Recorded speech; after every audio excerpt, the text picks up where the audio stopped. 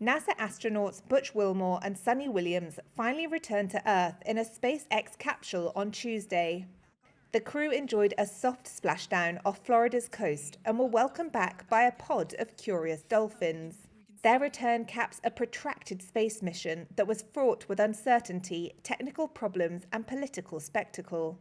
They were stuck in space for 9 months after their faulty Boeing Starliner craft upended what was meant to be a week-long stay on the International Space Station. Issues with the Starliner's propulsion system led to cascading delays to their return home. Then the mission got caught up in politics after it captured the attention of US President Donald Trump. He called for a quicker return of Wilmore and Williams when he took office.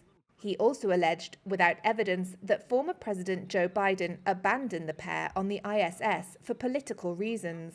NASA acted on Trump's demands by moving Crew 9's replacement mission up sooner, according to the agency's ISS chief, Joel Montalbano, on Tuesday. See, we work for the president, and who's ever there, we work for them.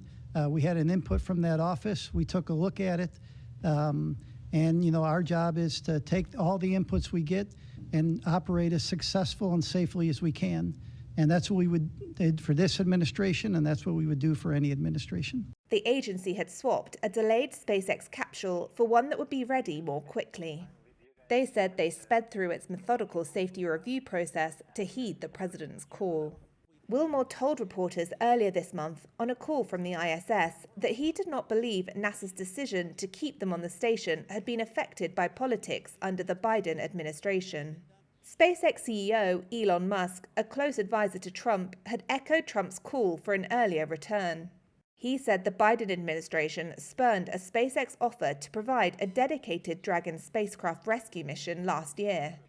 NASA officials said the 2 astronauts had to remain on the ISS to maintain adequate staffing levels.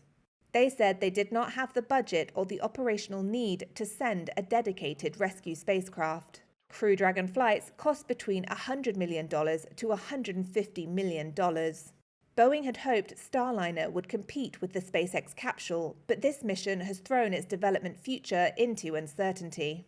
NASA's Commercial Crew Program Chief, Steve Stick, said on Tuesday that Starliner needs more tests before it routinely carries U.S. astronauts. We're certainly looking at Starliner very carefully. We're in the process of looking at that vehicle, looking at the helium system. We've got some candidate seals that we're going to replace. We'll get into some testing here over the summer timeframe with what we call an integrated doghouse at White Sands. So we're looking at that. Boeing, which congratulated the astronauts' return on X, did not immediately respond to a request for comment.